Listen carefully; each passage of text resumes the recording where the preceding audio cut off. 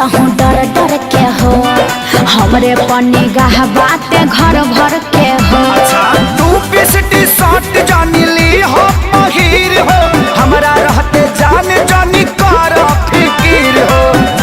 कुछ पल संगे तू बिताई हानु हो कुछ पल संगे तू बिताई हानु हो। ए जाने ओठ लाली लगाई हो हाँ छोटी पके आई हो। अच्छा ओठ लाली लगाई हो हाँ छोटी पके आई हो।